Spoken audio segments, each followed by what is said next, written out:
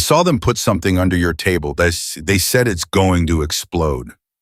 Those 9 words, spoken by a 7-year-old girl to the most dangerous man in Chicago. And the only reason either of them is still breathing tonight is because she was brave enough to say them out loud.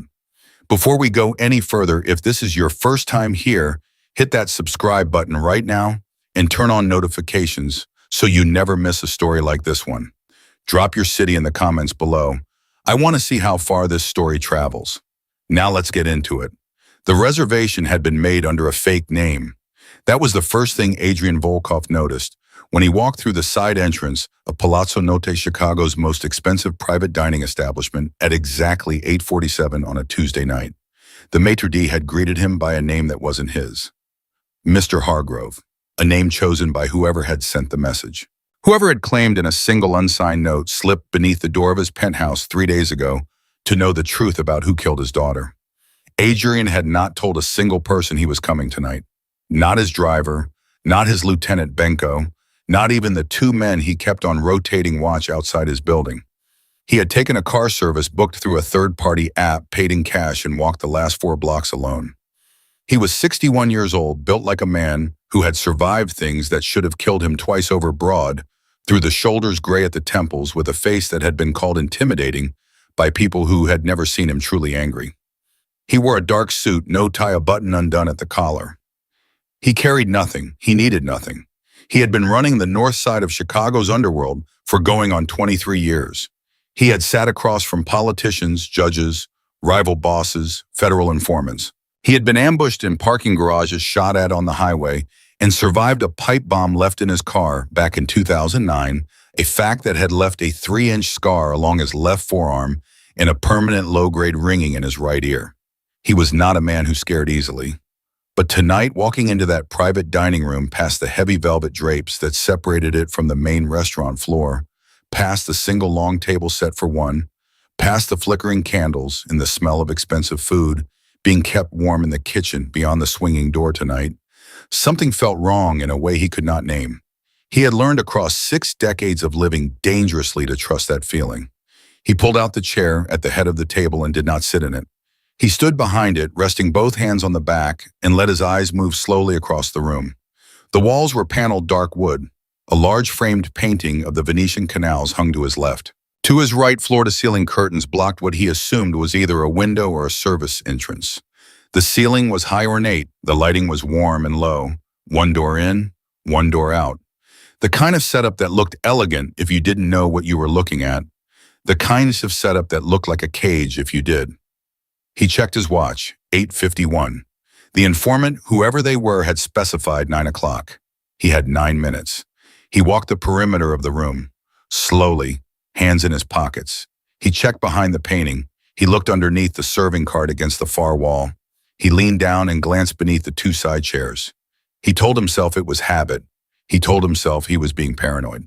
He pulled out his chair again, and this time he almost sat down. Almost. Because that was when the curtain moved, not the way a curtain moves when air passes through a vent, not a slow, lazy shift of fabric. It moved the way a curtain moves when something behind it is breathing. A quick, uneven tremble, like a held breath and then stillness. Adrian's hand was inside his jacket before his conscious mind had finished processing what he'd seen. His fingers wrapped around the grip of the .45 he carried in a shoulder holster. He did not draw it. Not yet. "I know you're there," he said. His voice was flat, controlled, the voice of a man who had used it as a weapon longer than most people had been alive. "You've got about 3 seconds to come out before this gets difficult." Silence. 2 seconds, then the curtain parted. And a little girl stepped out. She was small, maybe 7, maybe 8, the kind of small that made her look breakable. Blonde hair that had been pulled into 2 ponytails, though one of them was half undone, the elastic hanging loose near her ear, or like she'd been running or hiding for a while. She wore a purple long-sleeved shirt, dark jeans, and sneakers with light-up soles that blinked weakly with each careful step she took toward him. Her face was pale. Her eyes were enormous, dark blue, the kind of blue that looks almost gray in low light, and they were locked on him with an expression that wasn't exactly fear. It was the expression of a child who had already decided to do something terrifying and was past the point of backing out. She stopped about 6 feet from him. Adrian's hand came slowly out of his jacket, empty. For a long moment, neither of them spoke. The candles flickered. Somewhere beyond the kitchen door, a pan clattered softly against a burner. Then she said it. "I saw them put something under your table." Her voice was just above a whisper, but it didn't shake. She had rehearsed this. He could tell. She had been standing behind that curtain, practicing the words. "They said it's going to explode." The silence that followed those words was the loudest silence Adrian Volkov had experienced in 23 years. He did not move. He did not speak. He held very, very still, the way a man holds still when his brain is processing something faster than his body can respond. And he looked at the little girl, and then he looked down, beneath the table, beneath the white linen that draped it almost to the floor. He crouched slowly. He lifted the edge of the tablecloth with 2 fingers. Underneath the table, taped to the inside of the center support beam, was a device no bigger than a hardcover novel. Gray casing, a small digital face, and a single red LED, blinking slowly, rhythmically, patient. Adrian let the tablecloth drop. He straightened up. He turned back to the little girl who had not moved, who was still watching him with those gray-blue eyes that were somehow calmer than they had any right to be. "How long ago?" he asked. His voice came out even. He was proud of that. "Maybe 10 minutes, she said. "I was waiting for my mom by the staff door, and I saw them go in and come back out. I heard them say it I wasn't supposed to hear." She swallowed. "I didn't know what to do. I almost went to get someone, but they were still in the hallway, and I thought—" She stopped, bit her lip. "I thought if I told someone else, they might not believe me fast enough." Fast enough. This child, this 7-year-old child hiding behind a curtain, had done the math on fast enough and had decided that the only person worth telling was the man sitting at the table. Adrian looked at her for a moment longer than was strictly necessary. "What's your name?" "Emily." "Emily." He said it once quiet, like he was testing the weight of it. "Okay, Emily, I need you to do exactly what I tell you. Can you do that?" She nodded, no hesitation. "Good. Don't run, walk, stay right behind me. Don't touch anything, don't stop for any reason." He moved toward the door, not the main entrance, but the service door to his left, the one he'd clocked when he first walked in. "You said they were in the hallway. How many?" "2 men. They looked like waiters, but they weren't dressed the same as the real waiters." "Where did they go after?" "I don't know. They went around the corner toward the kitchen." Adrian pushed open the service door and paused just inside it, listening. The kitchen sounds were closer now, the low murmur of voices, the hiss of something on a burner, the scrape of metal on metal. Normal sounds, no alarm in them. He counted to 3. Then he turned back to Emily. She was right behind him, exactly where he'd told her to be, her sneakers blinking faintly in the narrow corridor light. "Stay close," he said. "I know," she said. He almost smiled, almost. They moved through the service corridor at a controlled pace, fast enough to cover ground, slow enough not to draw attention. Adrian kept his right hand loose near his jacket. His eyes swept every door they passed, every junction in the hallway. The corridor smelled like cleaning products and old carpet and the particular institutional smell of back-of-house spaces in even the most expensive restaurants. 40 seconds in, they hit a corner, and Adrian stopped, because around that corner, not 10 feet from where they stood, were 2 men in waiters' uniforms. And they were not carrying food. One of them was on a phone speaking in a low-clipped voice. The other had his back to the corridor, looking toward the door that led back to the private dining room. Looking toward the door Adrian had just come through. Emily pressed herself flat against the wall behind him. He felt her fingers close around the back of his jacket, small, strong for her size. Not pulling, not panicking, just anchoring herself to him. The man on the phone said something in what Adrian recognized as Serbian. 2 words. Then he lowered the phone and said something to the other man, who turned and started walking toward them. Adrian moved. He stepped back around the corner, pressed himself and Emily into the shallow alcove of an unmarked door, and held very still. Emily pressed her face into the back of his jacket. He could feel her breathing fast, but controlled.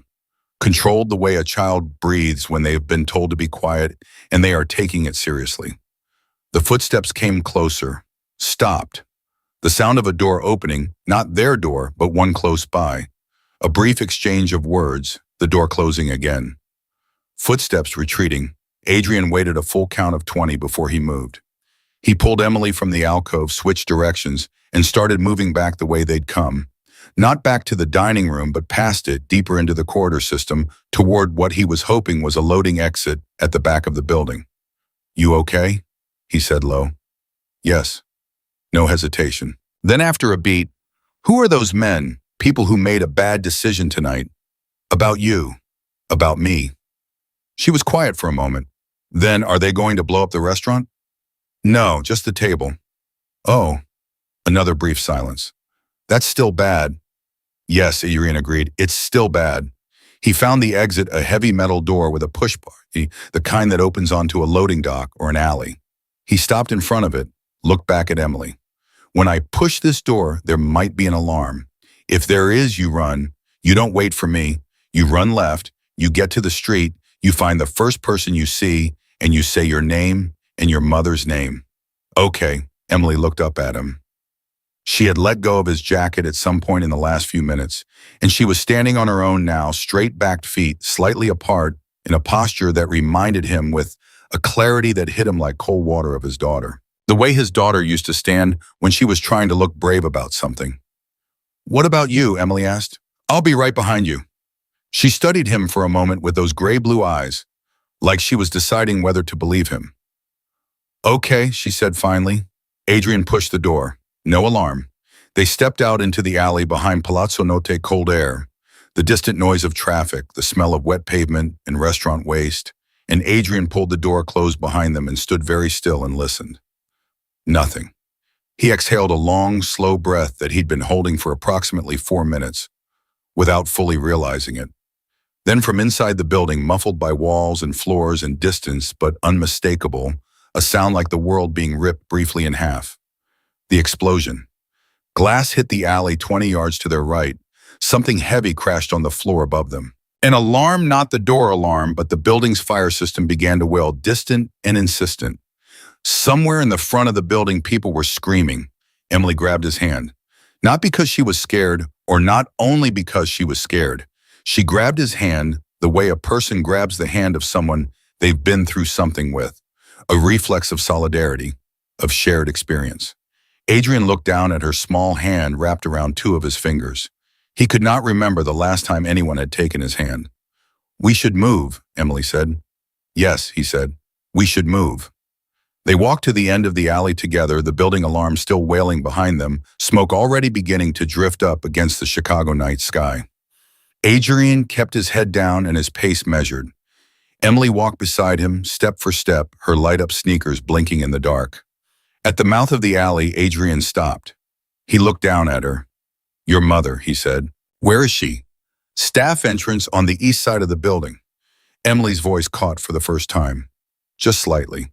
"She does the second floor bathrooms on Tuesday nights. I'm always supposed to wait by the door." "Okay." He pulled out his phone. "I'm going to get someone to bring her to you. Someone I trust. She's going to be okay." Emily looked at him. "How do you know?" It was a fair question. It was a better question than most adults would have thought to ask. "Because she's on the second floor," he said. "The device was on the ground floor. The second floor is structurally fine." He paused. "I know a lot about how those devices work." Something shifted in Emily's expression at that. Not fear, not judgment, something more complicated, the look of a child absorbing new information about the adult world and deciding what to do with it. "Okay," she said. She believed him. He didn't know why that mattered to him as much as it did. He was already dialing Benko when he heard a sound in the alley behind them. Not debris, not the building settling.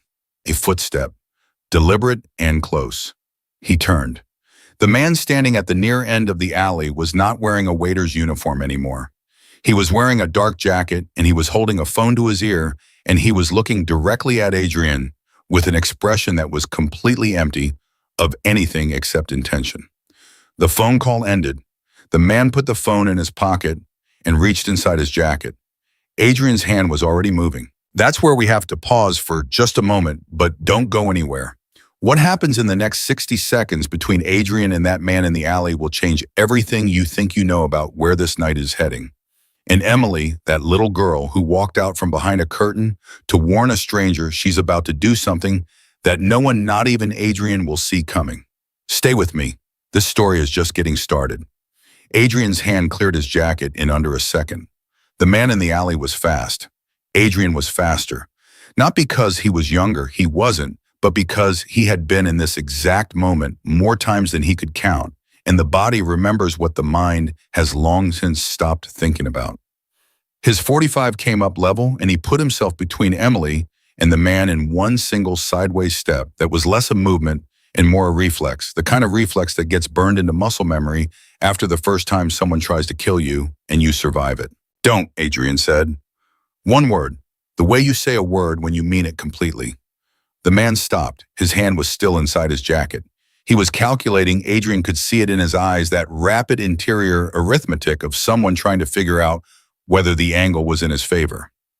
It wasn't. He knew it. After 2 full seconds, his hand came back out empty and he held both palms outward at chest height. Smart, Adrian said. Emily had not moved. He could feel her behind him, not touching him, not making a sound, but present in the specific way that a child is present when they are holding themselves together through something they do not fully understand. He did not look back at her. He kept his eyes on the man. Who sent you? Adrian said. The man said nothing. His jaw was set, a professional, which told Adrian 2 things simultaneously. First, that whoever had organized tonight was not improvising. And second, that this man was not going to give him anything useful, standing here in an alley with a gun pointed at his chest. You have about 30 seconds before the police response to that explosion seals this block, Adrian said, which means you have 30 seconds to decide whether tonight ends with you in a cell or not. He paused. Or worse, still nothing. Adrian lowered the gun 2 inches, not all the way, just enough. I'm not going to shoot you, he said. I don't need the noise, but I need a name.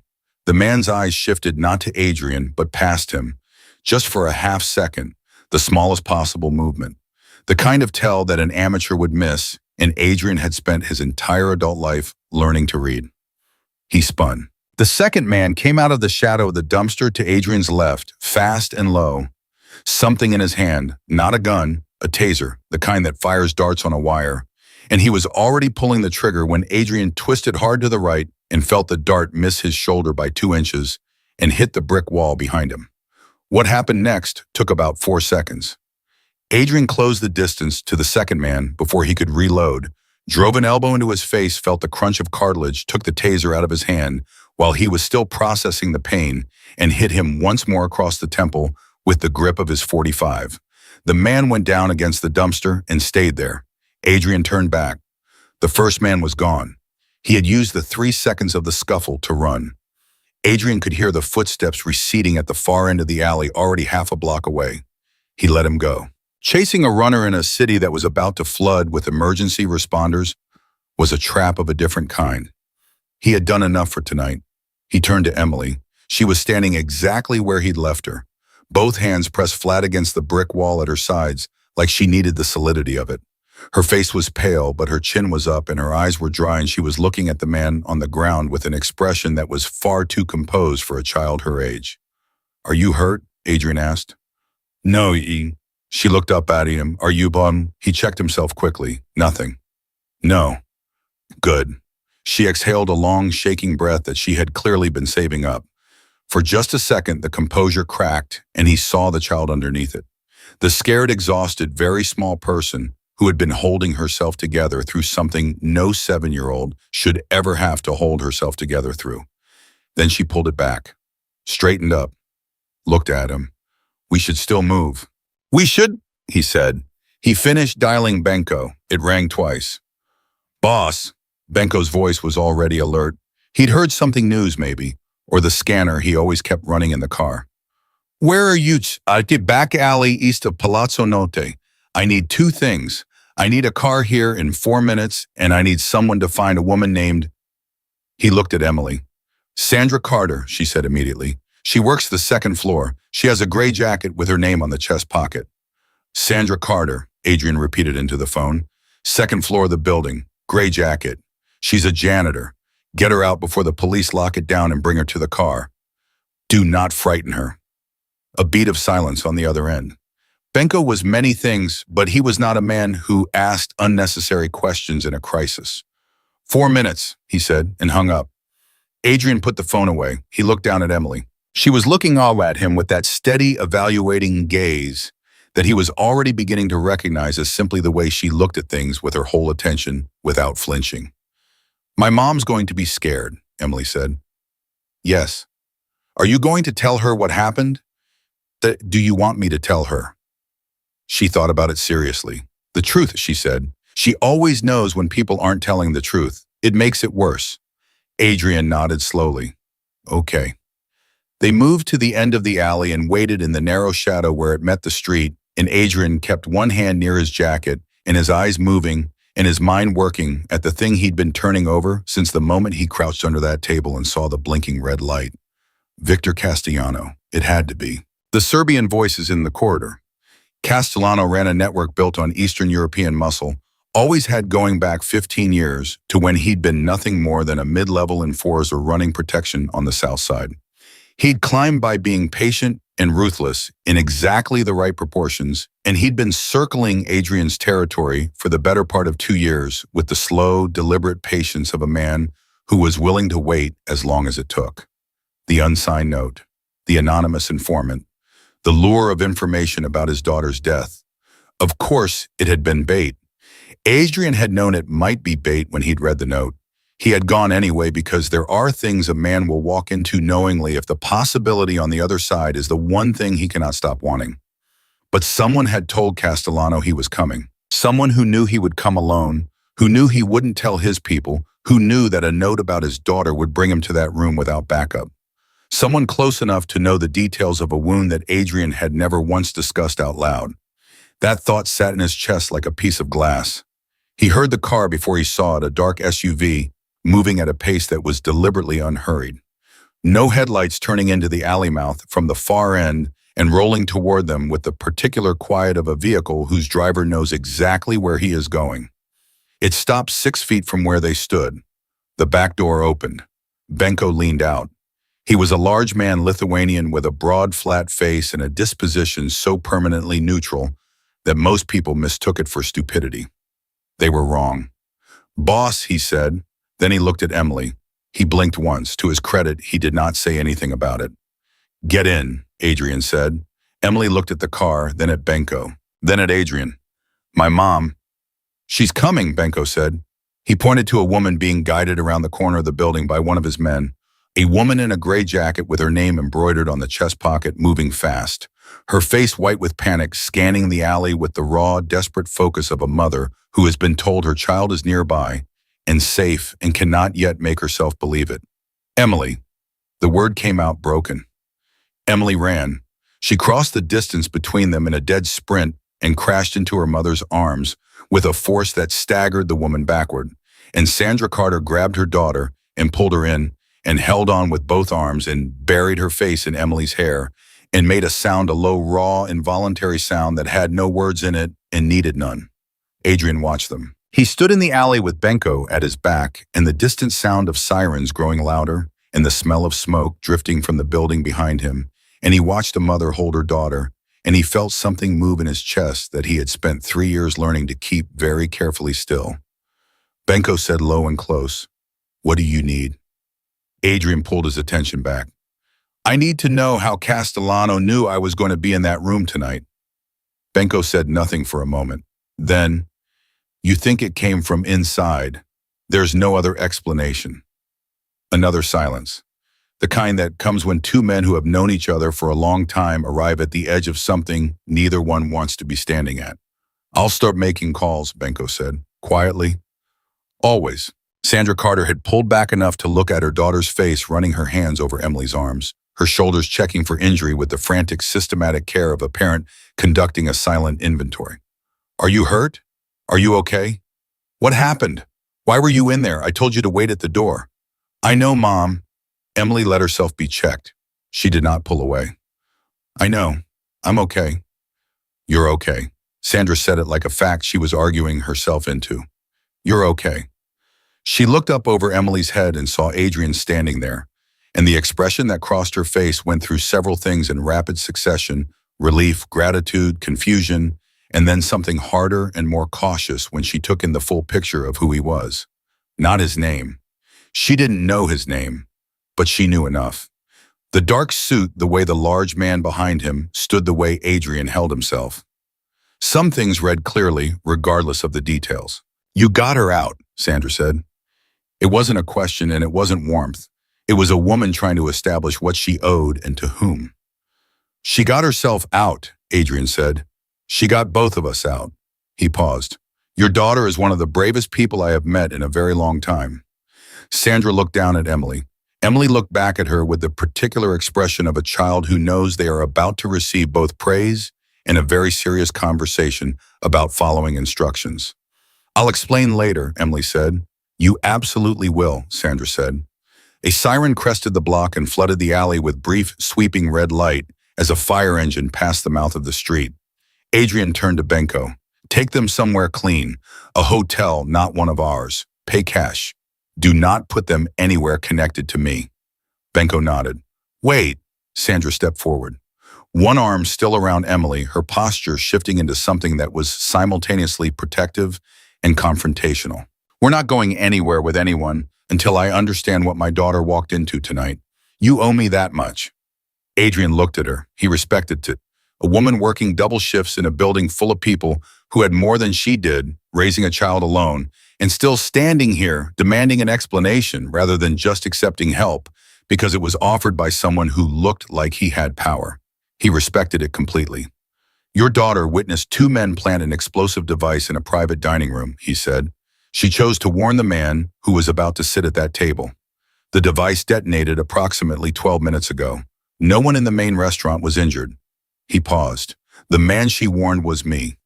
My name is Adrian Volkov. I am not a good person by most definitions, but your daughter is safe and I intend to keep her that way for as long as there is any possibility that the people who placed that device tonight believe she saw them. Sandra stared at him. The blood had drained from her face somewhere in the middle of that sentence and had not come back. They might come looking, Sandra said. Her voice was steady, terrifyingly steady. It's a precaution. It's a yes, she said. He didn't insult her by arguing. Yes. Sandra closed her eyes for exactly 3 seconds. Then she opened them and looked down at Emily. Emily was watching her mother with an expression of deep, patient attention, the look of a child who understands that the adults around her are processing something difficult and is giving them the time to do it. Okay, Sandra said. Okay. I said, okay. She looked at Adrian with an expression that made several things very clear without requiring words. That she was not okay with any of this. That she was making a choice that felt like the least terrible available option. That she was trusting him against every reasonable instinct she possessed, and that if he violated that trust, she would find a way to make him regret it that had nothing to do with guns or explosions. I understand, Adrian said. He meant it. He watched Benko guide them toward the car, Emily's hand locked in her mother's, their heads bent together. Then his phone rang. He looked at the screen. Unknown number. He answered. You should be dead. The voice on the other end was calm, conversational. The voice of a man who had expected to be making a different kind of call tonight. I'm curious about why you're not. Adrian did not respond immediately. He let the silence run for 3 seconds, 4 or 5. Long enough to make a point about who was setting the pace of this conversation. Victor, he said finally, a short pause on the other end. The pause of a man recalibrating. You knew it was me. I know everything about you, Adrian said. I knew it might be a trap when I walked in. I went anyway. Why? The question landed between them with a weight that Castellano probably hadn't intended to give it. Adrian looked at the mouth of the alley, at the smoke still rising against the Chicago sky, at the spot where a moment ago a woman had been holding her daughter, like she might never let go. Because you used my daughter, he said. The evenness in his voice cost him something. You used what happened to her to put me in that room, and I needed to know for certain that it was you. Now I do. Another pause. Longer this time. You have nothing, Castellano said. No evidence, no witnesses. Whatever you think you know, I have enough, Adrian said. Enough is a long way from sufficient, old man. Call me again, Adrian said, and I'll demonstrate the difference. He ended the call. He stood very still in the alley, listening to the city around him. The sirens, the noise, the ordinary sound of 10 million people living their lives 3 blocks from where the night had tried to end his. He turned the phone over in his hand once. Then very quietly, he pulled up his contact list, scrolled to a name he had not dialed in 14 months, and stared at it. The name was simply Thomas DeMarco, former assistant U.S. attorney. A man who had spent 6 years trying to build a case against Adrian Volkov and had failed, and who had consequently spent the next 4 years in private practice, growing wealthy on the kind of clients whose problems required both legal expertise and a complete absence of moral compunction. A man who 3 years ago had made a single phone call to Adrian on the night of the bombing that killed Adrian's daughter. A phone call no one else knew about. A phone call in which DeMarco had said very quietly, "I'm sorry about Natasha. And I want you to know what happened to her was not random." Adrian had never followed up on it. He hadn't been ready. And then time had passed, and the weight of not being ready had become its own kind of answer. He was ready now. He dialed. It rang 4 times. 5. He was preparing for voicemail when the line clicked open, and Thomas DeMarco said in the voice of a man who had been awake and staring at the ceiling for reasons of his own, "I was wondering when you'd call. I was wondering when you'd call." Those 6 words landed with the particular weight of something that had been waiting a long time to be said. Adrian stood in the alley with smoke still drifting somewhere behind him and a city's worth of sirens closing in from 3 directions, and he felt the full pressure of 14 months of silence pressing against the inside of his chest. "Talk," Adrian said. "Not on the phone." DeMarco's voice was low and controlled, but there was something underneath it, a current of tension, that a man with less experience reading people might have missed. DeMarco was scared, not panicked, scared in the measured, intelligent way of a man who understands exactly what he is afraid of. "Not tonight. There are things I need to show you, not just tell you. Documents. Things I've been sitting on for over 2 years. 2 years, Urian repeated. I needed to know I could trust what I had before I brought it to you. And I needed, a pause. I needed to believe you were ready to hear it without doing something that would make everything worse. And now, someone just tried to blow you up in the middle of downtown Chicago," DeMarco said. "I think the timeline has accelerated." Adrian turned that over. "How do you know about tonight?" "Because I've had someone watching Castellano's communications for 8 months. When the order went out for tonight, I knew." Another pause, and this one carried something that sounded almost like shame in it. "I should have warned you sooner. I was trying to build a complete picture before I came to you. I didn't want to hand you half a story. You let me walk into that room. DeMarco stopped, started again. "I didn't believe he'd move this fast. The intelligence I had suggested next week at the earliest. I was wrong. I'm sorry." The word sorry fell into the space between them and sat there uselessly. Adrian looked at it for a moment and then set it aside because there was no productive thing to do with it right now. "Tomorrow morning," he said, "early. You know the place on Wacker. I'll be there. Alone. Always." DeMarco hesitated once more. "Adrian, what I have it isn't just about Castellano. What happened to Natasha? The bombing 3 years ago. There are names involved that are going to be very difficult for you to hear." The alley went very quiet around Adrian. Or rather, it didn't. The city was as loud as it had always been, but inside his own head, everything went quiet in that specific way it does when a man hears something that reshapes the architecture of everything he thought he understood. "How many names?" he said. 3, DeMarco said. "1 of them you'll expect. 2 of them you won't." Adrian ended the call. He stood for a moment without moving, without thinking, letting the cold air do what cold air does when a man needs something external to anchor him to the present. Then he walked to the car. Benko was waiting outside it, leaning against the driver's door, with his arms crossed and his face carrying its permanent expression of watchful neutrality. He took one look at Adrian and said nothing, which was the right call. "Change of plan," Adrian said. "The hotel, which one? Marriott on Michigan, paid through a shell company, no names." "Good. The kind of still that is itself a response. The only people with access to my schedule Adrian continued, keeping his voice completely level. Are you Reyes and my building's house manager? That's 3 people. I know, Benko said. I'm not accusing anyone tonight. I'm telling you to be aware of what that means and to behave accordingly. Benko met his eyes. Understood. They drove in silence for 4 blocks, and then Sandra Carter spoke from the back seat, her voice low and careful so as not to wake Emily. Is she going to be okay? My daughter, not just tonight, going forward. Is she going to be okay? Adrian turned in the passenger seat to face her. Sandra was looking at him directly the way she had in the alley, with that combination of wariness and absolute refusal to be handled. There were marks under her eyes that said she had not slept properly in a long time. There were small burns on her left hand from cleaning products and a scrape along her right knuckle that had healed badly, and she was wearing a uniform that smelled of industrial cleaner and a long shift, and she was holding her daughter like the most precious thing in the world and looking at him like she was prepared to negotiate with the devil himself if that's what keeping her child safe required. The men who placed that device tonight did not see Emily, Adrian said. As far as I can determine, they don't know she exists.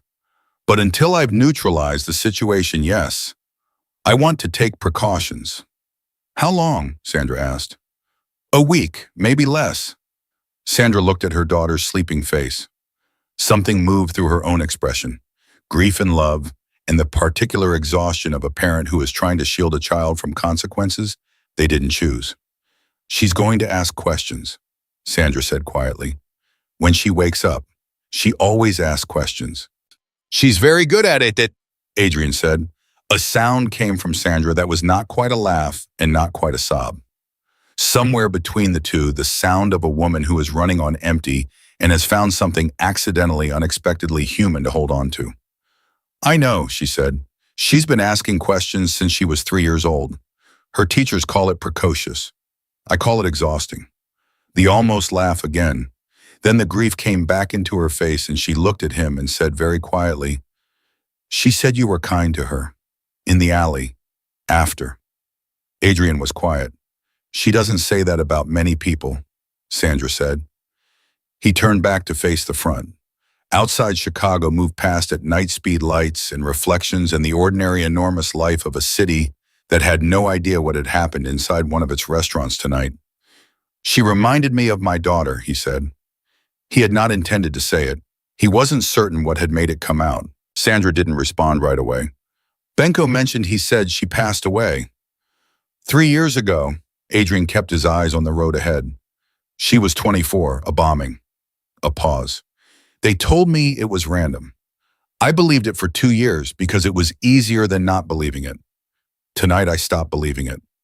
The silence in the car after that was different from the silence before it. It had weight and texture to it. The kind of silence that exists between people who have just exchanged something real. I'm sorry, Sandra said. So is someone else, Adrian said. They just don't know it yet. They reached the hotel 12 minutes later. Emily nodded like this was the answer she had expected and had made peace with. Be careful, she said. She said it simply the way a person says something they mean, without decoration. Adrian held her gaze for a moment. Then he said, Get some sleep. He waited until Benko had them inside and the elevator doors had closed before he turned and made a call. Not Benko, not DeMarco. A different number one he kept in a separate phone that he carried for the sole purpose of reaching the 3 people in the city of Chicago who operated entirely outside his normal structure and who knew things that moved through channels his own people couldn't access. The woman who answered went by a single name, Riva. She had been a federal intelligence analyst for 11 years before she had decided, for reasons she had never fully explained, that the private sector was more interesting. Adrian paid her a retainer that would have made most people's eyes water. He had never once considered it anything other than essential. I need everything on a device that detonated tonight at Palazzo Notte, he said. Construction type, material, signature if there is one. Whoever built it has built before. They always have a signature. I'll have something by 4 a.m., Riva said. I need it by 3. A beat. Then you'll owe me 2 favors instead of 1. Done, he paused. One more thing. Castellano reached out to me within 15 minutes of the detonation. He called my personal number. The number you changed 6 weeks ago, Riva said slowly. The number I changed 6 weeks ago, Adrian confirmed. Only 4 people have that number. You're one of them. Another silence. This one had a different quality to it, the particular silence of a very intelligent person being very careful. And you're telling me this because I trust you enough to tell you that the circle of possibility exists, Adrian said. The closest thing Adrian Volkov had to a confessor, though, confession as a formal practice, had stopped being available to him sometime around 2004. They had known each other for 30 years. The priest called him perhaps once every 3 months. He never called after 10 o'clock at night. Father, Adrian said, I heard there was an explosion. The old priest's voice was measured and low, the voice of a man who has spent 7 decades watching the world do what it does without being surprised by it anymore. I wanted to hear your voice. I'm fine. You sound like a man who is fine in the sense that he is alive and functional, Father Caruso said, rather than fine in any deeper sense. Those are the only 2 senses that matter tonight. Adrian, a pause. What happened tonight? Someone tried to finish what they started 3 years ago, Adrian said, and I think he stopped, pressed his hand flat against the cold metal of the car roof. I think by morning I'm going to know who gave the order that killed Natasha. And I don't know yet what I'm going to do with that. The priest was quiet for a long moment. Yes, you do, he said gently. You already know exactly what you want to do with it. The question you're actually asking is whether there's another way. The accuracy of that landed somewhere in the center of Adrian's chest and sat there. Is there? He asked. There is always another way, Father Caruso said. Whether you're willing to walk, it is a different question entirely. And that, the priest's voice shifted slightly, became something quieter and more careful. May depend on whether anything changed for you tonight. Whether anything or anyone reminded you of what it feels like to choose differently. A little girl stepping out from behind a curtain. Light up sneakers in the dark. Be careful spoken without decoration by someone who meant it entirely. Adrian said nothing. Get some rest, Father Caruso said. Whatever you decide to do tomorrow, do it after you've slept. Decisions made in the middle of the night by exhausted men are never the decisions they think they are. Good night, Father. God keep you, Adrian, whether you deserve it or not. He almost smiled. Almost. He got in the car. Benko was back in the driver's seat. He pulled away from the hotel without being told to, and they drove in silence for 2 blocks before Benko said, Reyes and Cutler are in position. I also put a 3rd man in the lobby. Plain clothes, no visible connection to us. Good. And I made some calls. Benko's voice shifted half a register, careful, deliberate. About the schedule, about who had access. Adrian looked at him. It wasn't Reyes, Benko said.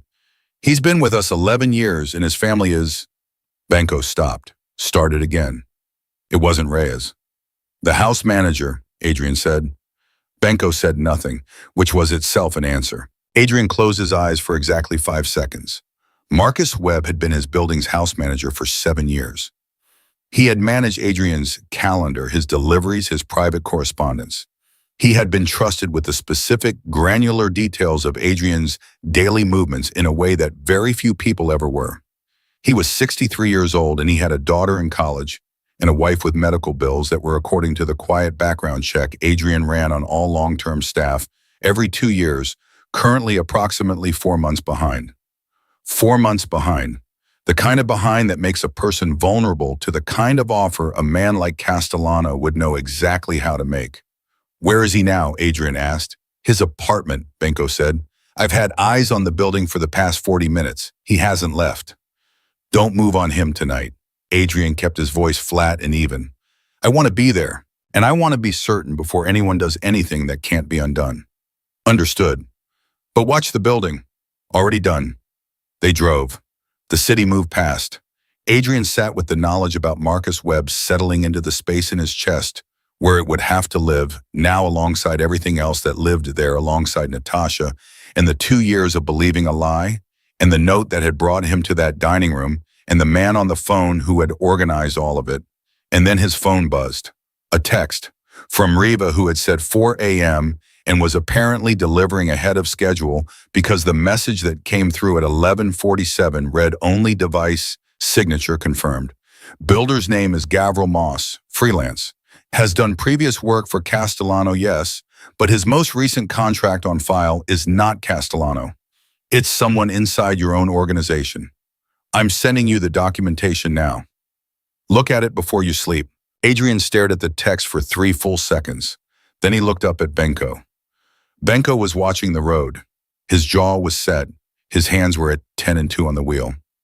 Benko, Adrian said quietly. Boss, pull over. Benko pulled over without asking why.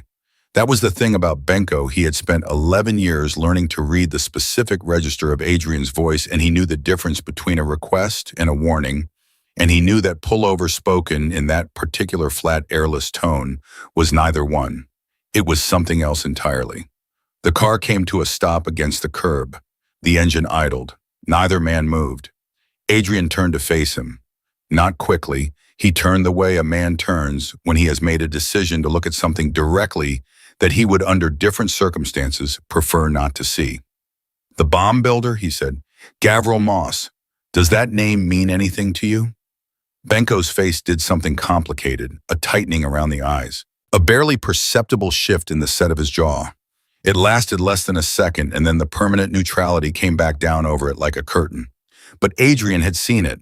In 30 years of reading people for survival, he had become very precise at identifying the specific micro-expression of a man who has just heard a name he was hoping not to hear. I've heard it, Benko said. His voice was careful, too careful. In what context? A silence, 4 seconds. 5. Long enough that Adrian knew whatever came next had been selected rather than simply offered. 2 years ago, Benko said, before Natasha, Moss's name came through a channel I was running, a freelance network, people we used for contract work that needed to stay off the main ledger. His name was in a referral list. I passed it up the chain. I don't know what happened to it after that. Up the chain to whom? Benko looked at the steering wheel.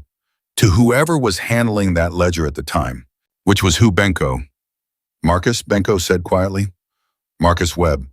The name sat between them in the car like something that had finally stopped pretending to be something else.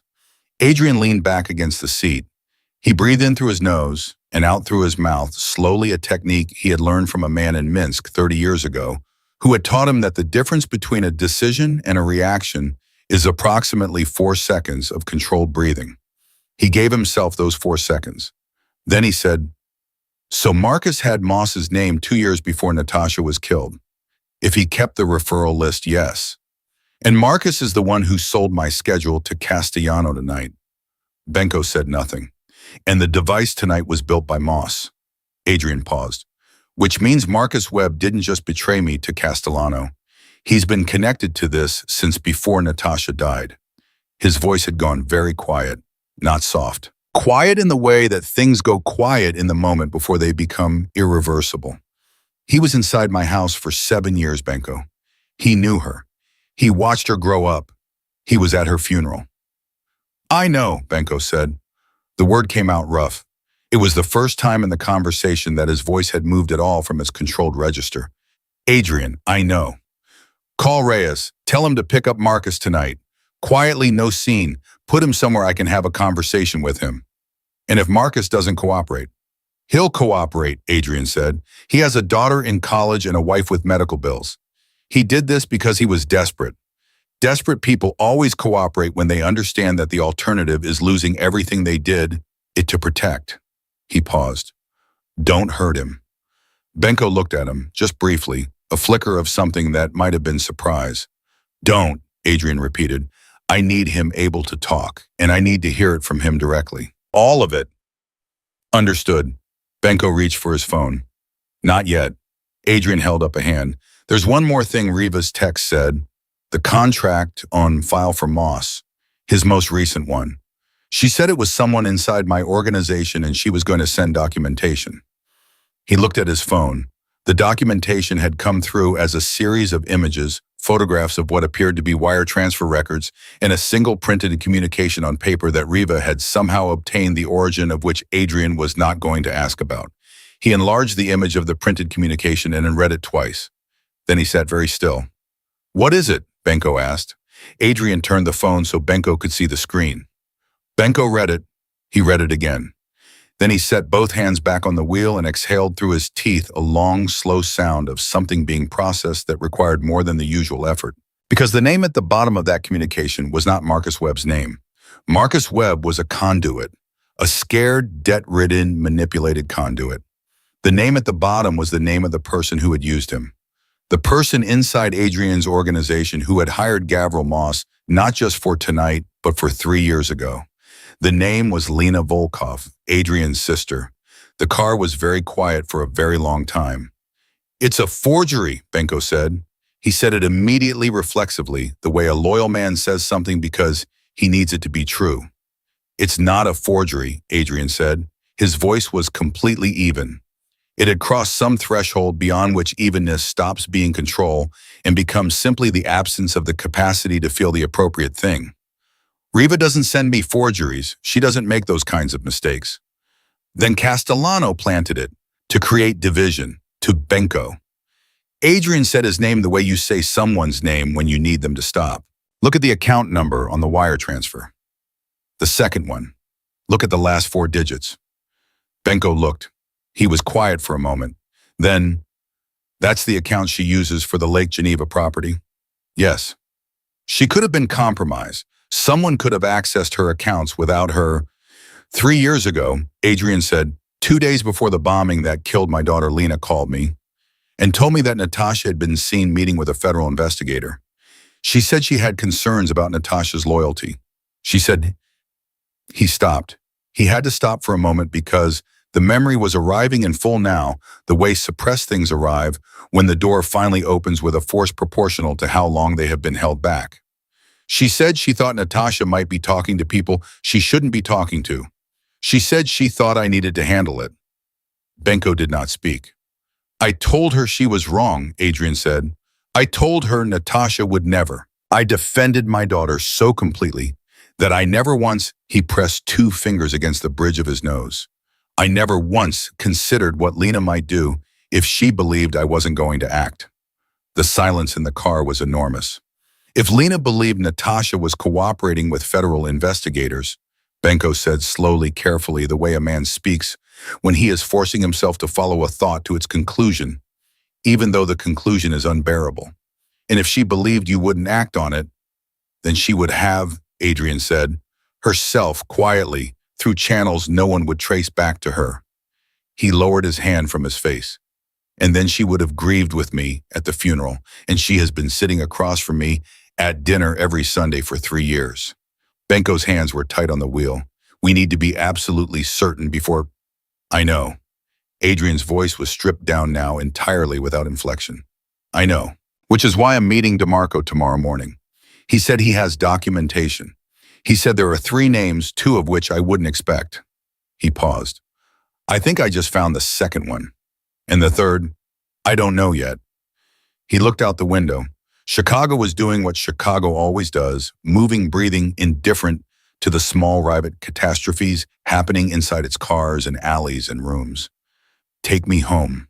Different route, and Benko. "I know," Benko said. "Not a word. Not to anyone, not yet." They drove. Adrian sat with what he now knew pressing against the inside of his skull with a weight he couldn't organize into anything manageable. So he stopped trying to organize it and let it exist as what it was, the raw, formless mass of discovering that the worst thing you can imagine is not only possible but already done, already, past already, sitting inside every memory you have of the years since. His phone buzzed. A text from an unknown number, different unknown number than Castellano's call. Different pattern, shorter. It read, "She knows you didn't die tonight. She's making calls. You have until morning before she knows you know." Adrian stared at the text. He typed back, "Who is this?" The response came in under 10 seconds. "Someone who loved Natasha too. Call me when you were ready, not before. That was all. No number to call back, no name. The kind of contact that exists only when the person making it wants it to and disappears completely when they don't." Adrian put the phone in his jacket pocket.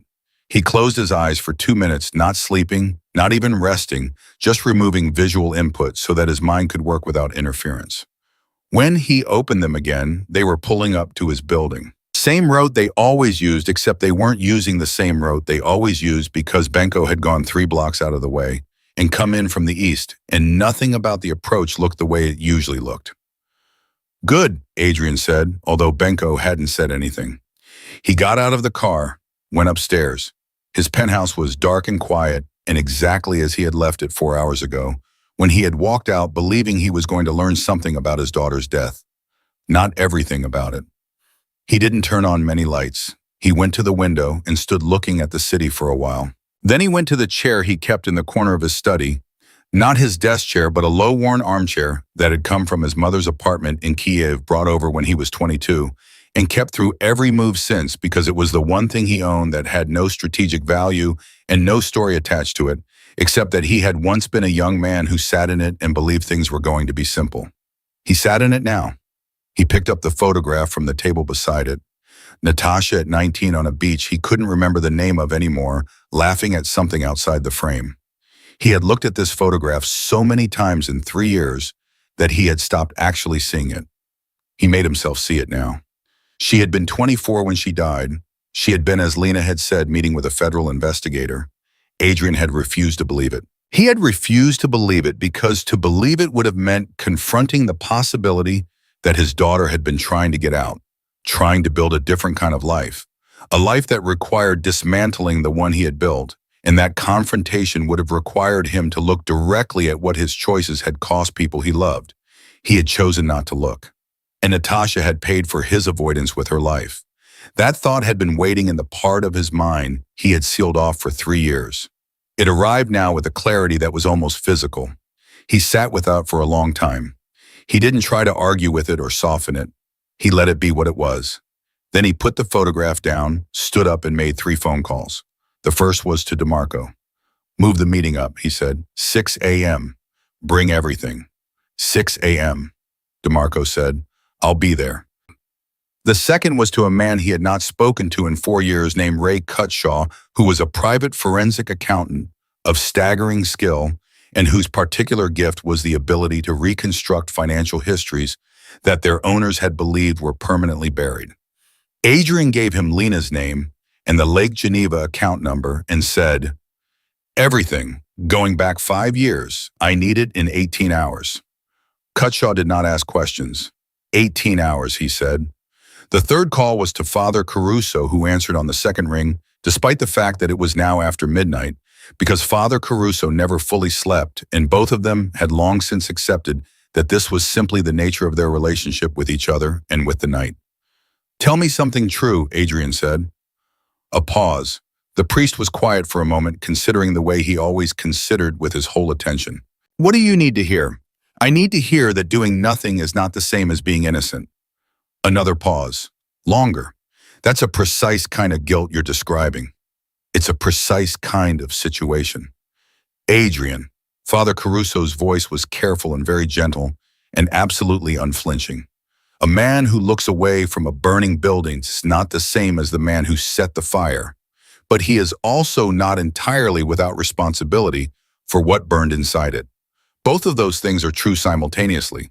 The question is not which truth absolves you. The question is what you do now. And if what I want to do now is the same thing you've always done when you're in pain," Father Caruso said. "Yes, I know." A brief silence. "Is there something or someone that might be reminding you that you have other options? Light-up sneakers in a dark alley, a small hand taking 2 of his fingers, the particular courage of a person who is frightened and acts anyway. Be careful."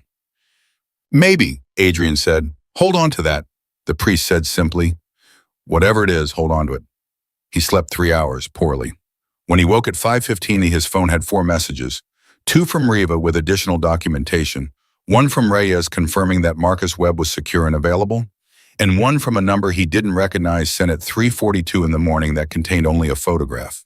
The photograph was of a document, a contract, dated 3 years and 1 month ago, bearing a notary seal he recognized from a law firm he had used for legitimate real estate transactions. The contract was not for a bomb, it was for information. Specifically, it was an agreement for the provision of detailed information regarding the daily movements, known federal contacts, and current cooperation status of one Natasha Volkov, and it had been signed by Lena Volkov on one side and on the other side by a second name, not Castellano. The third name, the one DeMarco had said Adrian wouldn't expect. The second signatory on the contract was Thomas DeMarco. Adrian was dressed and out the door in under 4 minutes. He didn't call Benko. He went down the back stairwell, out the service exit, and onto the street alone. He moved fast, hands in his pockets, jaw set, the cold morning air hitting his face like something he had earned. He had 6 blocks to walk before the meeting, and exactly enough time to decide what he was going to say when he sat across from a man who had just sent him the evidence of his own betrayal. Either DeMarco had sent that photograph himself, which meant he was confessing in the only way he could, by getting there first, by giving Adrian the weapon before the meeting, rather than walking into the room and hoping his version was sufficient. Or someone else had sent it, which meant DeMarco was walking into a meeting with a man who now held his life in both hands, and DeMarco didn't know it yet. Either way, Adrian was going to know the truth in 30 minutes. He walked. Chicago woke up around him, delivery trucks, early commuters. The first thin gray light beginning to separate the sky from the skyline. A city full of ordinary people who had no idea that somewhere in the previous 12 hours, one little girl's courage had started pulling a thread that was now unraveling 3 years of carefully maintained lies. He was half a block from the meeting place when his phone rang. It was the hotel number. He answered. "Mr. Volkov?" It was a man's voice, not Reyes, not Cutler, someone from the hotel staff. Tight, with the specific strain of a person delivering news they don't want to deliver. "I'm sorry to call at this hour. We have a situation with the guests in room 412.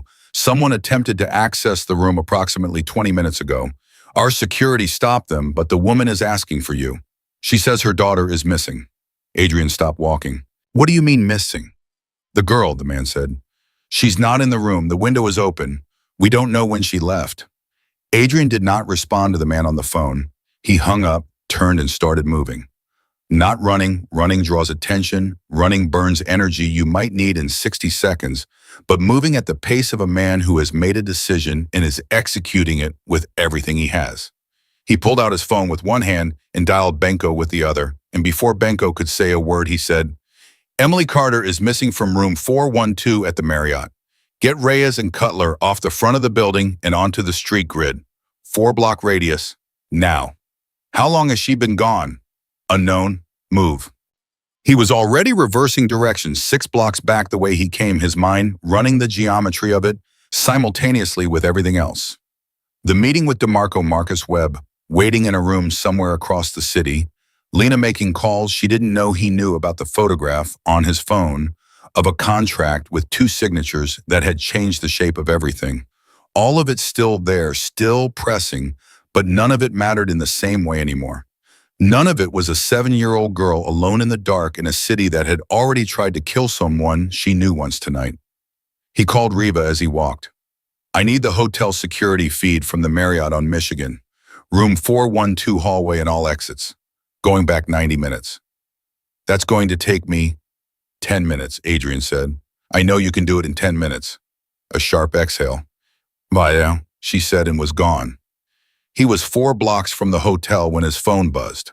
Not a call. A text from the same unknown number that had sent him the photograph of DeMarco's contract. This time it read, "She came to me. She's safe. Don't bring anyone with you. Dearborn." And Erie. "Come now." Adrian stopped under a streetlight and read the message twice. Then he changed direction again, not toward the hotel, but northwest toward Dearborn and Erie, 3 blocks away, his mind doing the rapid, cold calculation of a man who has spent his whole life deciding whether to walk into rooms that might be traps. The message said she came to me, which meant Emily had left on her own, which meant someone out there had contact information that a 7-year-old girl had somehow managed to reach in the middle of the night from a 4th-floor hotel room. That specific detail was either the most alarming thing he'd heard all night or the most interesting. He moved toward it and held both possibilities at once. He heard her before he saw her. Not Emily. The voice he heard first was a woman's. Low and even, speaking in a tone that was clearly attempting to be reassuring and was mostly succeeding. He came around the corner and found them in the shallow doorway of a closed dry cleaning shop. Emily Carter sitting on the concrete step, with her knees pulled to her chest, still in her purple shirt and light-up sneakers, wrapped in an oversized jacket that wasn't hers, and beside her, crouched at her level, was a woman Adrian had not seen in 14 months. She was 41 years old, dark hair cut short the way she'd worn it since her federal ID days. She had a narrow, precise face and the kind of eyes that made people feel accurately that she was simultaneously listening to what they were saying in 3 sentences ahead of them. Her name was Claire Navarro, and she had been for 4 years the federal investigator that Natasha Volkov had been meeting with before she died. Emily looked up when Adrian arrived. Her expression was a complicated mixture of relief and the particular expression of a child who knows they have done something they will have to explain. "I found her number," Emily said before he could speak. "In your phone when you were looking at the messages. I memorized it." She paused. "I know I wasn't supposed to leave." "You weren't," Adrian said. "I heard someone try the door," Emily said. "Mom was asleep. I didn't want to wake her and scare her if it was nothing. I looked through the peephole and there was a man standing in the hallway and he wasn't wearing a hotel uniform and he was trying something in the door lock and I thought..." She stopped, took a breath. "I thought if I called the front desk they would call security and there would be noise, and I didn't know how many of them there were. And I remembered her number." Adrian looked at Claire Navarro. Claire looked back at him with an expression that was entirely unreadable, in the practiced way of someone who has spent years making their expressions unreadable on purpose. "You sent me the photograph," he said. "Yes, Mom." "Why?" "Because you were about to walk into a meeting with a man who had 20 minutes to prepare for the possibility that you'd found out the truth," Claire said. "And because you needed to walk in knowing exactly what you were walking into." She paused. "And because I've been building a case for 3 years and I needed the person across from you this morning to believe that the only thing you have is that photograph, not me, not what I actually have, so that he makes a decision based on incomplete information." Adrian was quiet for a moment. "You're using me," he said. "I'm giving you what you need and asking for something in return." "Yes." She stood up from her crouch. She was not tall, but she held herself like someone who had learned that height was irrelevant. "I've been building the case against Castellano and against DeMarco and against everyone connected to Natasha's death for 3 years. I have enough to put all of them away. What I don't have is testimony from someone inside the organization who can authenticate the financial records in a way that survives a defense challenge." She looked at him steadily. "I need Marcus Webb." "Webb is mine," Adrian said. "Webb is a frightened man who sold you out for $80,000 to pay his wife's medical bills," Claire said. "He doesn't deserve what you're going to do to him." "You don't know what I'm going to do to him." "I know what men in your position do to people who betray them," she said. "And I'm telling you that if you let me have Webb alive intact and willing to testify, I can give you something better than whatever you were planning." "What could possibly be better?" Claire looked at him for a moment. Then she said, "Lena doesn't know that the contract has surfaced. She doesn't know about the photograph. She woke up this morning believing that you died in that restaurant last night and that she is now effectively in control of everything you spent 23 years building." She paused, letting that land. "I can walk you through exactly how to use the next 6 hours to give her every reason to believe she's succeeded and to get her on record to say things that will bury her so completely that no lawyer in the country will be able to touch her." The street was quiet around them. A delivery truck rumbled past somewhere a block away. Emily was watching the 2 adults with the focused, completely silent attention of a child who has learned that the moments when adults forget you are present are the moments when the most important things get said. Adrian looked at Emily. "Go call your mother," he said. "Use my phone. Tell her you're safe and you'll be back in 5 minutes." Emily took the phone without argument. She walked 6 feet away and turned her back, and Adrian heard her say when the call connected, "Mom, it's me. I'm okay." I know, Mom. I'm sorry, I'll explain everything." "Yes, 5 minutes." A pause. "I love you too." He turned back to Claire. "DeMarco sent himself that photograph," he said, "didn't he?" Something moved in Claire's expression. "Yes. He's trying to confess." "He's been trying to confess for 2 years," Claire said. He was recruited by Castellano when he was still in the U.S. Attorney's Office. He believed he was just providing information, competitive intelligence case strategy, nothing violent. By the time he understood what his information was being used for, Natasha was already dead, and he was already in deep enough that coming forward would have destroyed everything. His career, his family, his freedom. She paused. He's not a good man. But he didn't know what he was enabling until it was too late to undo it. He knew afterward, Adrian said. Yes, he knew afterward. He sat on it for 3 years. He sat on it because he was terrified, Claire said. And because this is the part that matters, he was also trying to find a way to deliver it that actually resulted in Lena and Castellano going to prison instead of just disappearing into their lawyers. She looked at him directly. The same thing you want. Adrian was quiet. He thought about Father Caruso on the phone the night before. The question you're actually asking is whether there's another way. He thought about Natasha at 19 in the beach photograph. He thought about Emily walking out from behind a curtain in a room she had no business being in, walking toward a stranger because it was the right thing to do, and she was brave enough to do it. What do you need from me? Ma, he said. Claire told him. It took 7 minutes, and it was specific and detailed, and it required Adrian to do several things that went against every instinct he had developed over 23 years of operating by his own rules. It required him to trust a federal investigator. It required him to make himself temporarily strategically vulnerable. It required him to walk into the meeting with DeMarco and behave exactly as a man would behave who had only the photograph anger betrayal, the demand for full disclosure, and to let DeMarco talk fully, completely on record without interruption. And it required him to call Lena. Before the meeting, Claire said, Hoffman, you need to call her. Let her hear your voice. Let her believe she is dealing with a man who is grieving and disoriented and doesn't understand yet how completely he's been exposed. She will say things on that call that she would not say if she knew you were standing here right now. You'll be recording it. I've had a warrant for her communications for 8 months. Adrian said nothing for a moment. Then, when this is done, when they're in custody and the cases are filed, what happens to me? Claire held his gaze. She was honest enough not to look away from the question. You're not my target, she said. You never were. You haven't been for 3 years. What I care about is Castellano and DeMarco and Lena and the people who killed a 24-year-old woman who was trying to do the right thing. A pause. What you do with your organization after this is your business. I'm not making you any promises about your future. I'm telling you what I need to get justice for your daughter. It was the right answer. It was the only answer he could have respected. He nodded once. Emily reappeared at his elbow and handed back the phone.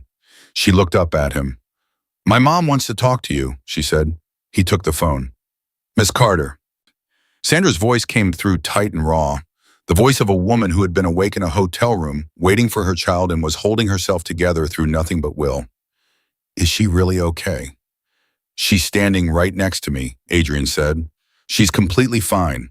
She handled herself better than most adults I know. He paused. I'm going to send someone to bring her back to you, someone you've already met. It's going to take about 10 minutes. Can you wait 10 minutes? A sound on the other end that might have been a laugh, or might have been both. I've been waiting since she was born, Sandra said. 10 more minutes is nothing. He called Benko, told him to collect Emily and bring her to the hotel personally. Benko arrived in 4 minutes, which meant he had never actually been far away, which was exactly what Adrian expected and what he would have done himself. Emily looked at Benko's large, expressionless face and apparently decided he was acceptable because she went with him without protest. At the door of the car, she turned back. Mr. Volkov, she said. Adrian went on, he said. He wasn't sure why he said it. He had not offered his first name to someone new in years. She considered it. Adrian. She said it carefully, like she was checking whether it fit. My dad said people aren't all bad. Sometimes they just forget how to be good. She paused. The gray-blue eyes were steady and entirely serious. I think you remember. You just don't use it very much. She got in the car. Benko drove away. Adrian stood on the sidewalk with Claire Navarro beside him in the early morning city coming awake around them, and he held what a 7-year-old girl had just said to him in the same place he had been holding everything else all night, except this he didn't try to analyze or file or act on. He just let it exist. "Ready," Claire said. "Call," he said. He dialed Lena's number. She answered on the third ring, her voice carrying exactly the texture he had known it would carry: a studied, careful grief. The grief of a woman who had spent the night believing her brother was dead and was now performing the version of devastated she had prepared. "Adrian." The word came out broken, precisely broken. "God, Adrian, I thought they told me it was an explosion. I thought you were—" "I'm alive," he said. His voice was steady, and he kept it steady, which cost him more than anything else had cost him all night. "I got out. I need to see you. I need to understand what happened. I need—" He let his voice do one thing, just one, that was entirely real. "I need to know who did this." "Of course," Lena said. "Of course, come to me. Come now. I'll tell you everything I know." Her voice was warm and urgent and full of the exact right amount of love, and every word of it was a lie. "1 hour," he said. "Don't go anywhere." He ended the call and looked at Claire. She was already on her own phone, speaking quietly, coordinating. The machinery of 3 years of careful patient work was beginning to move. He could feel it, the weight of it, the momentum. The point at which a thing that has been building for a very long time finally reaches the moment it was always building toward. He walked to the meeting with DeMarco alone. DeMarco was already there when he arrived, sitting in the back corner of the nearly empty coffee shop on Wacker, with a manila envelope on the table in front of him, and the face of a man who has decided to stop running from something and is now simply waiting for it to arrive. He looked up when Adrian walked in. He didn't try to speak. He pushed the envelope across the table. Adrian sat down. He did not open the envelope. He looked at DeMarco, at the exhaustion in his face, the 10 years of age that guilt adds to a person when they have been carrying it long enough, the specific redness around the eyes of a man who has not slept because sleeping requires a degree of peace he no longer has access to. "Tell me all of it," Adrian said. "From the beginning, leave nothing out." DeMarco talked for 41 minutes. He talked the way a person talks when they have been holding something for so long that the relief of releasing it overrides everything else: the fear, the calculation, the careful management of self-interest. He talked about Castellano's approach and the information he had provided, and the morning he had understood what his information had been used for. He talked about Lena, how she had approached Castellano first, not the other way around, how she had been afraid of Natasha's federal contacts for over a year before the bombing, how she had framed it to Castellano as a business necessity, and to herself probably as survival. He talked about 3 years of knowing and doing nothing, and finally in the last 8 months beginning to quietly gather what he could: the wire transfer documentation, the contract, the communication records, and building the case against himself along with everyone else, because he had decided somewhere in the middle of all of it that the only thing left worth doing was making sure it ended. When he finished, the coffee shop had filled up around them with the ordinary morning business of ordinary people, and Adrian sat across from a man who had helped engineer his daughter's death and looked at him with something that was not forgiveness and was not mercy and was not hatred either. It was something more complicated and more difficult than any of those things. It was the recognition of a person who had done an irreversible thing and had spent 3 years being destroyed by it, and had finally chosen at enormous cost to do the only right thing still available to him. "She trusted you," Adrian said. "Natasha, not a question." "Yes," DeMarco said. His voice broke on the word. "Don't," Adrian said, not harshly. "Don't fall apart, not yet. I need you to give everything you just told me to the federal investigator who is going to call you in approximately 20 minutes. I need you to give it clearly and completely, and I need you to hold yourself together long enough to do that." DeMarco stared at him. "You're working with—" "I'm doing what my daughter was trying to do, Bowen," Adrian said. 3 years too late, but I'm doing it." He stood up, picked up the envelope. "Whatever happens to you after this, that's between you and the law. I'm not going to make it worse, but I'm not going to make it easier either. Do you understand?" "Yes," DeMarco said quietly. "Then pick up the phone when it rings." He walked out. By noon, Lena Volkov had been taken into federal custody at her home in Lincoln Park, having spent 40 minutes on a recorded call, giving her brother detailed and damning information about her own role in events she believed he did not yet understand. Victor Castellano was arrested at his office 3 hours later, based on the combined weight of financial documentation, DeMarco's testimony and evidence that Claire Navarro had been building with the slow, relentless patience of someone who had promised a dead woman that she would finish what she started. Marcus Webb surrendered voluntarily at the federal building downtown and gave a complete statement before the end of the afternoon. Adrian received the news about Lena not from the authorities, but from Benko, who called him at 12:15 with 2 words, "It's done," and then silence because some things don't require more than that. He was sitting in the armchair from his mother's apartment when he got the call. The photograph of Natasha was in his hand. He sat with both for a long time, the news and the photograph, and let them exist together in the same space, the ending and the face that had made the ending necessary. He called the hotel at 2 in the afternoon. Sandra Carter answered. He asked if he could come by, and she said yes, which told him more than he had expected it to. When he got there, Emily was sitting on the hotel bed doing homework, actual homework, a workbook open on the bedspread, a pencil in her hand, with the particular focused calm of a child who processes extraordinary events by returning to ordinary ones. She looked up when he came in. She did not say anything for a moment. She looked at his face the way she looked at everything directly without flinching, reading what was there. "You did it," she said. "We did it," he said. "The people who needed to be stopped have been stopped." She nodded, absorbing this, and then looked back at her workbook with an air of someone who has received the information they required and is now moving on to the next thing. It was, he thought, one of the most grounding things he had ever witnessed. Sandra handed him a cup of coffee. He hadn't asked for it, and she hadn't offered it. She had simply made it and given it to him. And they sat at the small table by the window and talked for a while. Not about the night before, or the arrests, or any of it. About Emily mostly. About the child's absurd bravery and her impossible composure, and the fact that she had apparently memorized a phone number by glancing at it once, which Sandra said she did regularly with things she decided were worth remembering. "She's going to be something," Adrian said. "She already is," Sandra said. He left an hour later. He walked back out into the city. His city for 23 years. The city he had run and controlled and bent and built inside, and he walked through it as a man who was not sure for the first time in a very long time what he was building toward. The case was ongoing. His organization existed and would continue to exist in the immediate term. His future was a complicated, unresolved thing that he was not going to resolve on the same day he had helped put his own sister in a federal holding cell. But he was walking through it. That was the thing. He was walking through it as a man who was still standing, still thinking, still making choices, and some of those choices, for the first time in years, were pointing somewhere other than deeper into the dark.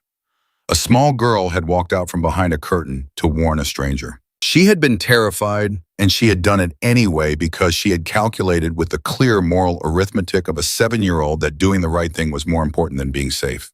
She had not weighed his worth. She had not asked whether he deserved to be saved. She had simply seen a person in danger and decided that mattered. He had spent his whole life believing that the world operated on power and fear and the willingness to do things other people wouldn't. And he had not been wrong exactly, but he had been incomplete. He had been missing the part of the equation that a child in light-up sneakers had handed back to him in an alley behind a burning building, with 2 fingers wrapped around his hand and 4 words offered without decoration. He stopped at the corner of Michigan and Wacker and stood in the cold morning light, and for the first time in 3 years since a beach photograph and a funeral and a lie he had chosen to believe, he felt something loosen in his chest that he had given up expecting to loosen. Not peace, not forgiveness, not the clean resolution of a man who had done enough to balance what he owed. He was not naive enough for any of that, and the world was not simple enough to provide it. But something. The first small movement of a door that had been sealed shut from the inside. He kept walking. Because a little girl had reminded him that people are not all bad, that sometimes they just forget how to be good, and Adrian Volkov had decided on a cold Chicago morning, with the smell of smoke still faintly in his jacket and a photograph of his daughter in his chest pocket, that he was done forgetting.